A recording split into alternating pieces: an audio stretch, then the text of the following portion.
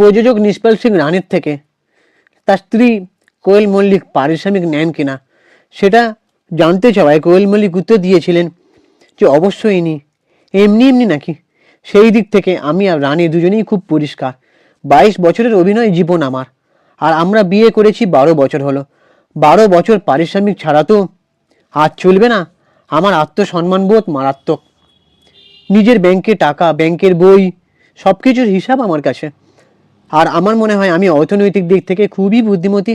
সব মহিলাকে বলছি, আপনাদের অর্থনৈতিক সব হিসাব বাবা দেখছেন বা স্বামী দেখছেন, দয়া করে এমনটা করবেন না। কারণ নিজের জায়গাটা বুঝে রাখা খুবই গুরুত্বপূর্ণ। 20 বছর বয়সে যখন প্রথম পারিশ্রমিক পাই তখন থেকেই আমার কাছে হিসাব নিকাশ খুব পরিষ্কার। ইয়েস, আজকে কোয়েল মল্লিককে নিয়ে এই ভিডিওটা হতে চলেছে। অসাধারণ একটা ভিডিও।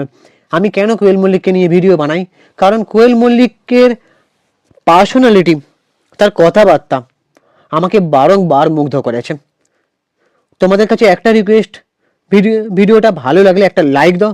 কোয়েল মল্লিকের ফ্যান যারা আছো তারা ভিডিওটাতে অবশ্যই একটা সাপোর্ট করো, মানে লাইক দাও, কমেন্ট করে মতামত জানাও। চ্যানেলটাকে হাত জোর করে রিকোয়েস্ট করছি একটা সাবস্ক্রাইব করে দাও। কারণ তোমাদের সাপোর্ট, ভালোবাসা ছাড়া এই চ্যানেলের কোনো অস্তিত্ব নেই। সো এটা তোমাদেরও পরিবার মনে করতে পারো। এখানে অনেক কিছু information, cinema related, entertainment purpose video বানানো হয়। এছাড়াও বাস্তবসম্মত সমাজের কোনটা ঠিক না কোনটা ভুল সেদিকেও আঙুল তুলে কথা বলা হয়। সো আমি আগেই বলে দিই এই ভিডিওর মাধ্যমে, অনেকের হয়তো আমার ভিডিও দেখে মনে হতে পারে যে আমি কোনো দলের করি বা কোনো দলের সমর্থক না। আমি নিরপেক্ষ দল, আমি একজন সাধারণ মানুষ, আমি একজন ক্রিয়েটার মানুষ, video creator, cinema reviewer. So এই পরিচয় আমি ভিডিও বানাই। সো কোনটা ভুল কোনটা ঠিক সেটা নিয়ে বলার একজন সাধারণ মানুষের যতটা রাইট আছে, ঠিক আমারও ততটাই রাইট আছে। সো প্লিজ তোমরা আমাদেরকে সাপোর্ট করো। এই চ্যানেলটায় আমার সাথে আমার ওয়াইফও যুক্ত আছে। আমি বেশিরভাগ টাইম ভিডিও বানাই। সো তোমরা চ্যানেলটা ঘুরে দেখলেই বুঝতে পারবে আমাদের ভিডিওগুলো। আশা করি তোমাদের ভালো লাগবে। সো কোয়েল মল্লিকের একটা ইন্টারভিউ দেখছিলাম, সেখানে আমার মনে হলো এটা নিয়ে কিছু ভিডিও বানানো দরকার।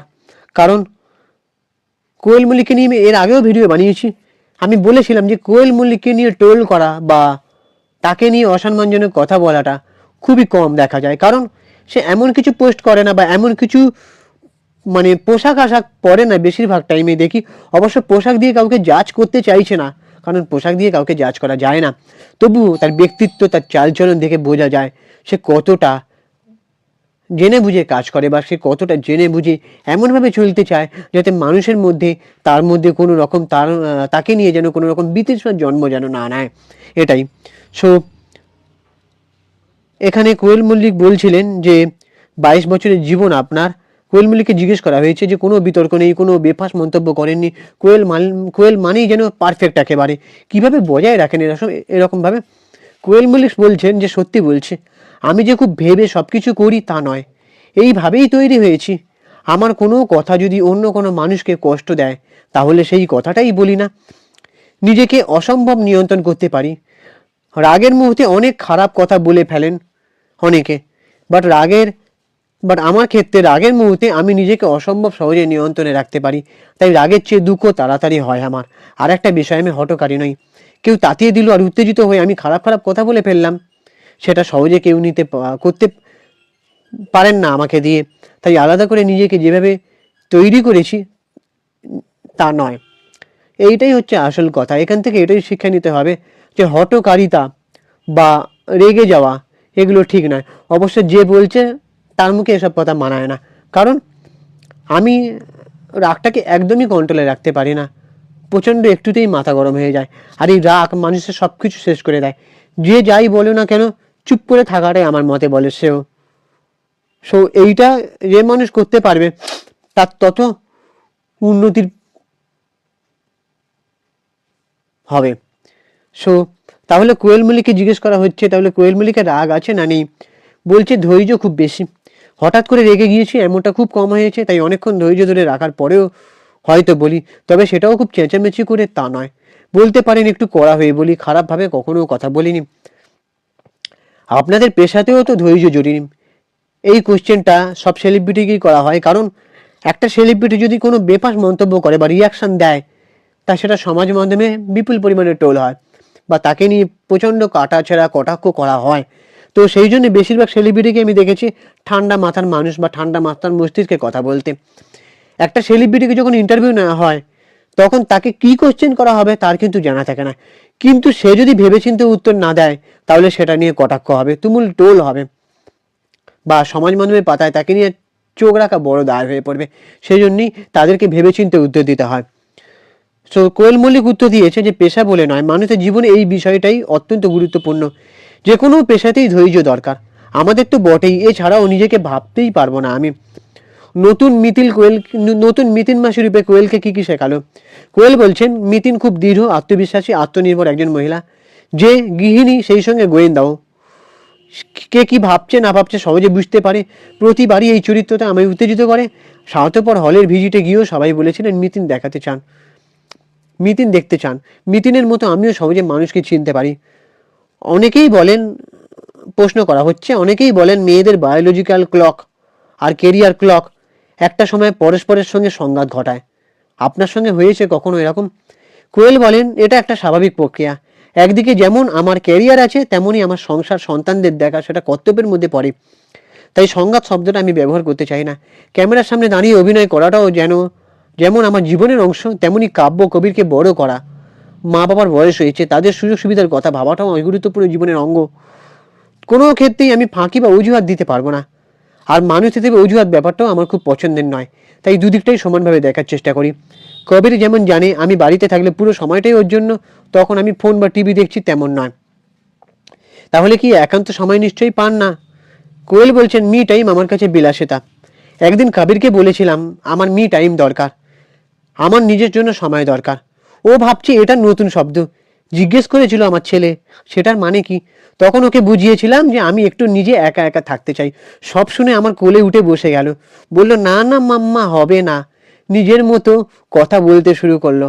আমার মনে হয় এটাও এক প্রকার আনন্দ।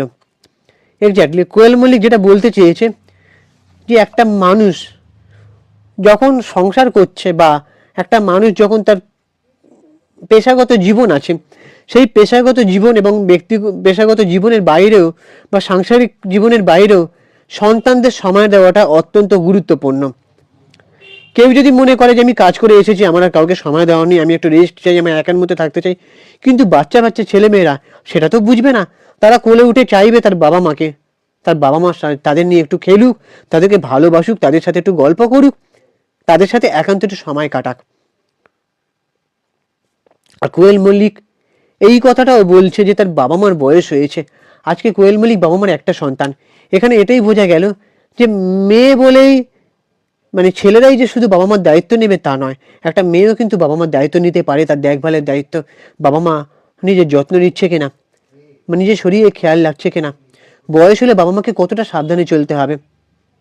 একটা সন্তানকে যদি একটা বাবা মা তার নিজের সবটা উজাড় করে, সবটা দিয়ে যদি ভালোবেসে বড় করে তোলে, তাহলে সেই বাবা মার জন্য সন্তানেরও অবশ্যই চিন্তা করা দরকার।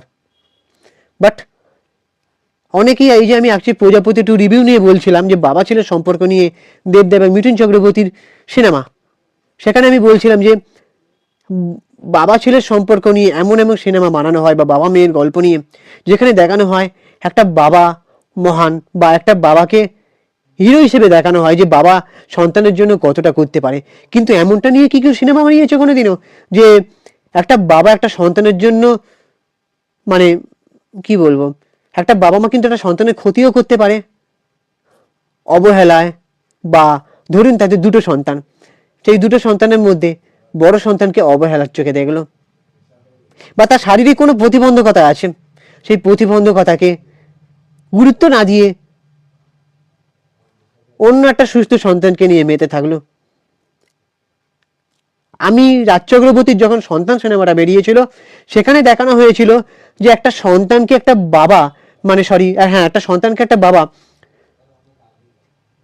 নিজের সবটুকু দিয়ে, ওখানে দেখানো হয়েছিল যে মিঠুন চক্রবর্তী অনেক তাড়াতাড়ি রিটায়ার হয়ে গেছিল, যাতে সেই টাকাটা দিয়ে ছেলেকে লন্ডনে পড়তে পাঠাতে পারে, বিদেশে পড়তে পাঠাতে পারে। আজকে সেই সন্তান বড় হয়ে গেল, দেখা গেল সেই সন্তান তার বাবাকে দেখছে না। তার মায়ের চিকিৎসার জন্য যখন টাকার দরকার, তখন তার সন্তান বলছে টাকা নেই। তো এরকম নিয়ে সিনেমা, তারপর সেই বাবা সন্তানের বিরুদ্ধে কেস করে যে আমার ছেলে আমার বাবা আমার ওয়াইফকে দেখে না, মানে আমাদেরকে দেখে না, এটা নিয়ে আমি মামলা করতে এসেছি। লাস্টে সেই বাবা মা মামলায় জিতেও যায়। কিন্তু এটা নিয়ে কি কখনো সিনেমা বানানো হয়েছে যে একটা বাবা মা সন্তানকে দিনের পর দিন টর্চার করা, মানসিক জর্জরিত করা? সেখানে আমি কমেন্ট করেও জানিয়েছিলাম, পরিচালক আমার কোনো উত্তরই দিতে পারেননি। একটা সন্তানের প্রতি কেমন অবমাননা করা হয়, সব বাবা মার ক্ষেত্রে বলছি না, কিছু কিছু বাবা মা করে। বাবা মাকে কাঠগড়ায় তুলতে দেখি না কোনো সিনেমার মাধ্যমে, যত সব সন্তানকে নিয়ে কাঠগড়ায় কিভাবে তোলা যায় সেই রকম একটা প্রচেষ্টা। অবশ্য সেই সিনেমাটা দেখে অনেকেও এরকম মতামত দিয়েছিল, সমাজ মাধ্যমে লিখেছিল যে এই যে সন্তান বড় হয়ে আমাকে দেখবে, সেই আশা করাটাই বৃথা। এরকম নিয়ে সন্তানকে মানুষ করার কথা যারা ভাবে তাদেরকে আমি একরাশ খেয়ে না করি, এরকম অনেক কাউকে আমি এরকম মানে লেখালেখি করতে দেখেছিলাম, যারা একজন সদ্য মা হয়েছে বা সদ্য বাবা মা হয়েছে তাদেরকে নিয়ে এরকম লেখালেখি আমি করতে দেখেছিলাম। যাই হোক, এটা নিয়ে আমি পরে ভিডিও বানাবো। ওই যে আমি বললাম চোখে আঙুল দিয়ে সমাজের ঘটনা নিয়ে আমি কথা বলি আমার ভিডিওতে। আমার ভিডিওর দর্শক সংখ্যা হয়তো কম, কিন্তু যারা দেখবে তারা বুঝতে পারবে যে আমি ঠিক কী বলতে চাইছি। যাই হোক, এখানে কোয়েল মল্লিকের এইসব ইন্টারভিউগুলো দেখে আমার আরও মুগ্ধ হয়েছি। কোয়েল মল্লিককে বলা হয়েছে যে ওয়েব সিরিজে দেখা গেল না। কোয়েল মল্লিক বলছে যে আমি অনেক অফার পেয়েছিলাম কিন্তু করিনি, ওয়েব সিরিজে কাজ করার কথাও ভাবিনি। এবার তোমাদের কি মনে হয় অবশ্যই কমেন্ট করে এই ভিডিওটার মাধ্যমে জানাও। কোয়েল মল্লিককে নিয়ে ভিডিও বানাতে এসেছিলাম, অনেক কথা বলে ফেললাম। সো তোমাদের কি মতামত অবশ্যই জানাও, আর চ্যানেলটাকে সাবস্ক্রাইব করে দাও, ভিডিওটাতে একটা লাইক দাও, আর কথাগুলো যদি মনে হয় যে সত্যি ঠিক বললাম কিনা কমেন্ট করে অবশ্যই মতামত জানাবে, আর ভুল বললেও জানাবে। আমি ইনস্টাগ্রামে রয়েছি চিঙ্কি বাবু 2531, ওখানে গিয়ে ফলো করে দাও। টাটা, দেখা হচ্ছে পরের ভিডিওতে। ততক্ষণে নিজের শরীরে খেয়াল রাখো, সুস্থ থাকো, ভালো থাকো।